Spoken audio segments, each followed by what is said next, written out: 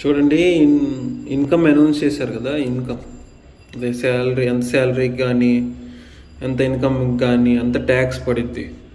0 to 4 lakhs me salary అయితే మీ salary ప్లేస్లిప్ లెటర్లో కానీ శాలరీలో కానీ మీ ప్యాకేజ్, ఇదంతా ప్యాకేజ్, ఈ లైన్ అంతా ప్యాకేజ్, మీ ప్యాకేజ్ ఎంత పడుతుంది, మీ అకౌంట్లోకి వచ్చేది కాదు, మీ ప్యాకేజ్ ఆ పేపర్ మీద ఇంత ఉండుంటే, జాబ్, బ్యాంక్ అయినా సాఫ్ట్వేర్ అయినా ఏ జాబ్ అయినా 0 to 4 lakhs no tax.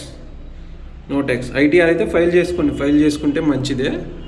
ITR అయితే ఫైల్ చేసుకోండి. 0 to 4 lakhs no tax. For LPA అంటే ల్యాక్స్ పర్ యానం, ఓకేనా. 0 to 4 రూపాయి నుంచి 4 లక్షల వరకు ఎటువంటి డైరెక్ట్ ట్యాక్స్ కట్టే పని లేదు. పెట్రోల్ వాటికి కడతానే ఉంటాంలే కానీ సర్లే తీసేయండి. 4 to 8 lakhs ఈ మధ్యలో ఎన్ని లక్షలు ఉంది? 4 to 8 lakhs మధ్యలో 4 lakhs ఉంది, ఓకేనా. దాని మీద 5 lakhs చెప్తా ఉండు. 12 lakhs లాగా లేదన్నారు కదా అంటే చెప్తా. అదిగో చూడండి, కట్టాలి కాదు వెనక్కి వచ్చిద్ది, ఓకేనా. 5% పడిద్ది. 5% ఆఫ్ 4 lakhs ఎంత? 20K. 4 lakhs means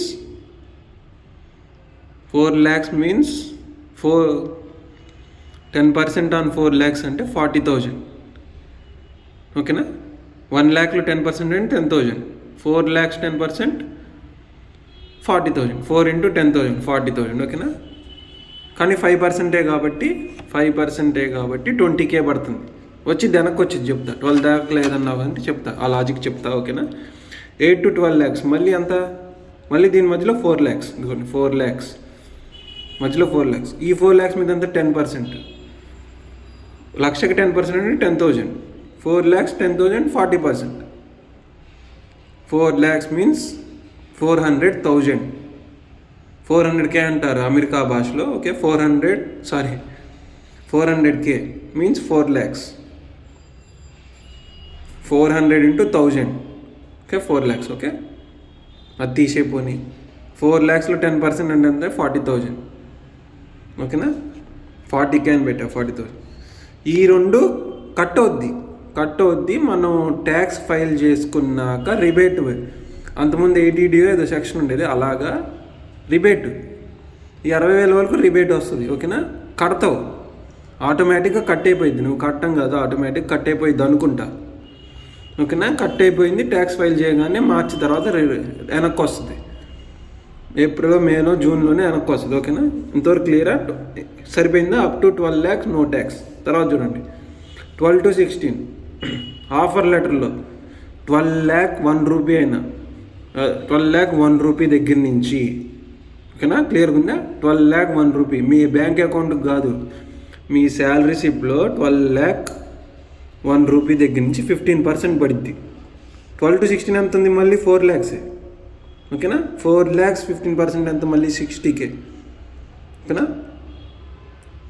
4 lakhs 10% అంటే 40,000. 15% అంటే ఇంకో సగం 20,000. 40 + 20 16,000. మళ్ళీ ఇక్కడ గమ్మత్తు చూడండి, 12 lakh 1 rupee దగ్గర నుంచి ఇది పడిద్దా, మీ మొత్తం కడతారు మళ్ళీ.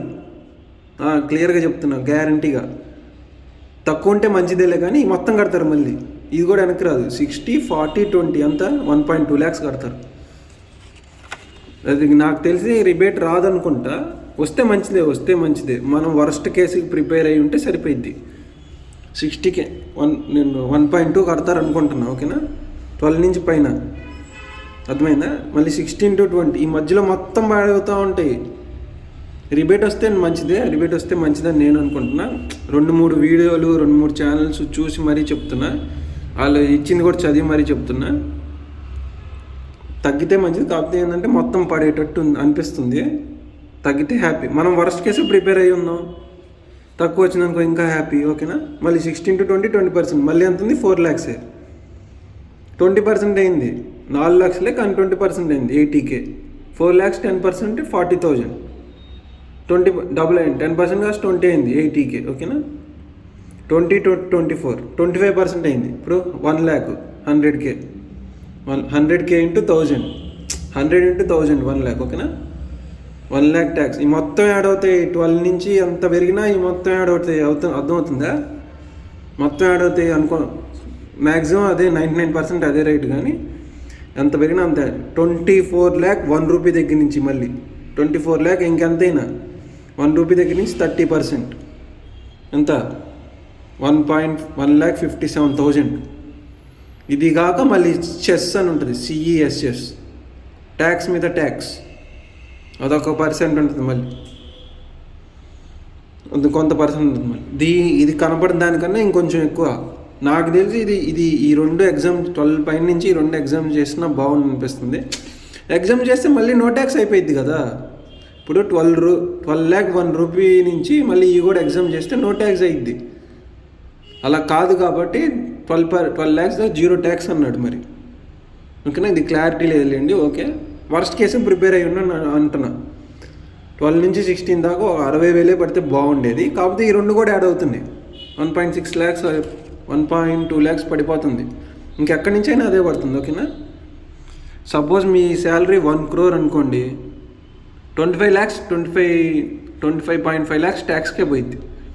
ఇంకా చెస్ యాడ్ చేయాలి. చెస్ ఎంత 50 ఏమో నెంబర్ సరిగ్గా గుర్తులేదు, కానీ CESS కూడా యాడ్ చేయాలి. ఓకేనా, వర్స్ట్ కేసుకి ప్రిపేర్ అయ్యండి. తగ్గితే ఇంకా మంచిదే కదా అని అంటున్నా. ఓకేనా, 0 to 4 lakhs no tax, 4 to 12 lakhs there is tax but we will get refund అనుకోండి. రీఫండ్ రిబేట్ ఎప్పుడు ట్యాక్స్ ఫైల్ చేసిన తర్వాత జూన్ వరకు వచ్చేస్తుంది అనుకుంటా. ఓకేనా, from 12 rupee 1 lakh all the tax will add up according to the స్లాబ్కి add అయిపోతూ ఉంటుంది, ప్లస్ చెస్. ఫర్ ఎగ్జాంపుల్ ఇంత ఇన్కమ్ అనుకోండి, మొత్తం యాడ్ అవుతుంది. అదే చూసే చెప్తున్నాయి, మొత్తం యాడ్ అవుతుంది, ప్లస్ చెస్ కూడా 4.57 దాకా పడుతుంది ట్యాక్స్. ఏది 24 lakhs 30 lakhs అనుకోండి శాలరీ, 30 lakhs అనుకోండి, CTCO శాలరీ అనుకోండి, 4.5 lakhs ట్యాక్సే పడుతుంది. ఓకేనా, main bullet points up to 0 to 4 lakhs no tax, no kind of any tax, you will get salary in your account in the offer letterలో 4 lakhs ఉండాలి. ఓకేనా,